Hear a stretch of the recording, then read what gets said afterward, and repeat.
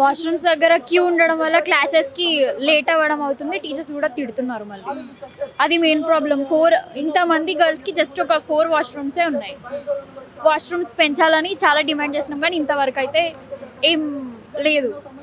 And studies కూడా మేము అంటే యూనివర్సిటీస్ అంటే చాలా ఎక్స్పెక్టేషన్స్తో వచ్చినాం. క్వాలిటీ ఆఫ్ స్టడీ ఉంటుంది, క్వాలిటీ ఆఫ్ ఎడ్యుకేషన్ అనే ఎక్స్పెక్టేషన్తో వచ్చారా మీరు ఇక్కడికి? అవును, అంటే యూనివర్సిటీ అంటే పెద్ద కాలేజ్, మంచి స్టడీ ఉంటుంది అనే ఎక్స్పెక్టేషన్స్తో మేము వచ్చినాం చాలా దూరం నుంచి.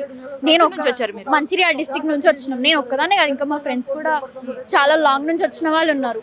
ఒక్కొక్కసారి క్లాసెస్ సరిగా జరగవు, టీచర్స్ వచ్చినా కూడా క్లాసెస్కి రాకపోవడం, వచ్చినా కూడా క్లాసెస్ సరిగ్గా జరగకపోవడం, ఇలాంటి ప్రాబ్లమ్స్ ఉన్నవి.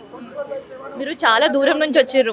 వచ్చేటప్పుడు మీ తల్లిదండ్రులకి ఏవో ఒక నిర్ణయాలు, మాటలో లేదంటే ఒక భరోసా ఇచ్చి ఆడ నుంచి ఇంత దూరం వచ్చారు కదా, ఇక్కడ ఉండే అట్మాస్ఫియర్ కావచ్చు, ఇట్లాంటి వీళ్ళ పద్ధతి చూస్తే ఏమనిపిస్తుంది?